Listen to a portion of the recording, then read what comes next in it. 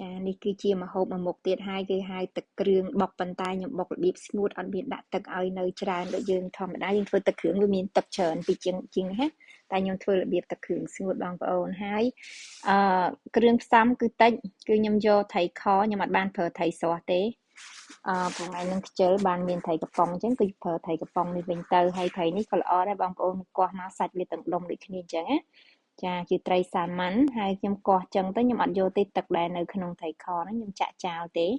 ចាខ្ញុំសម្រិតយកតែត្រីសុទ្ធចឹងណាចាយកមកយើងយកតែដាក់នៅម្លីងនៅលើខ្ទះយើងហ្នឹងឲ្យវាស្ងួតទឹកនឹងល្អចាឲ្យស្ងួតទឹកដើម្បីកុំឲ្យវាមានធុំក្លិនត្រីឆ្អាបអីចឹងណាចាព្រោះត្រីខ្លះយើងអត់ចូលចិត្តក្លិនហ្នឹងប៉ុន្តែត្រីនេះអត់អីទេគ្រាន់ថាយើងអត់យកទឹកវាអញ្ចឹងខ្ញុំយកតែសាច់ត្រីហ្នឹងយកតែដាក់នៅលើខ្ទះហ្នឹងហើយលីងវាឲ្យរៀងស្ងួតទឹកបន្តិចចាហើយនៅនឹងពេលហ្នឹងដែរខ្ញុំក៏មានដូចជាគ្រឿង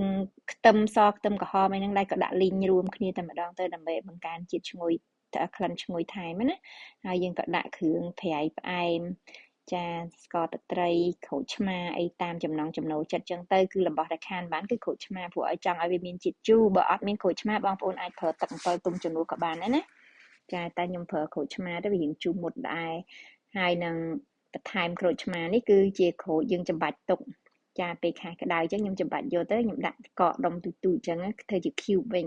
ចាដល់ពេលយើងយកមកប្រើវាស្រួលព្រោះខែត្រជាក់អញ្ចឹងក្រូចឆ្មារៀងថ្លៃហើយពិបាករកបន្តិចអញ្ចឹងទៅយើងចំបាច់វាទុកពេលដែលវាសម្បូរអញ្ចឹងណាចាហើយយើងយកមកដាក់ប្រើអញ្ចឹងស្រួលនៅពេលយើងឆាហ្នឹងគឺឆាត្រឡប់វាឲ្យឆ្អិនល្អឬមានខ្ទឹមសខ្ទឹមក្រហមអីលាយបន្ថែមតិចអញ្ចឹងក៏កាន់តែឈ្ងុយបើមានគល់វ៉ាន់ស៊ុយអីថែមក៏បានដែរហើយចុងក្រោយនេះគឺខ្ញុំបន្ថែមម្ទេសហុយយើងបន្តិចទៅម្ទេសក្រៀមយើងហ្នឹង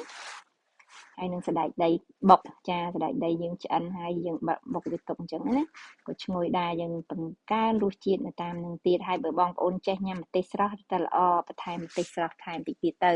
តែខ្ញុំអត់សូវចូលចិត្តហឹរអញ្ចឹងខ្ញុំក៏បន្ថយចាហើយនឹងម្អមស្រស់ថ្ងៃនេះខ្ញុំមានម្អម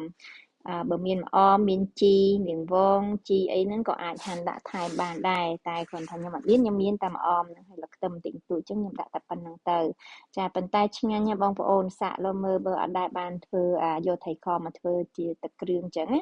ចាហើយយើងខ្ទាប់ជាមួយបន្លែអស់នេះ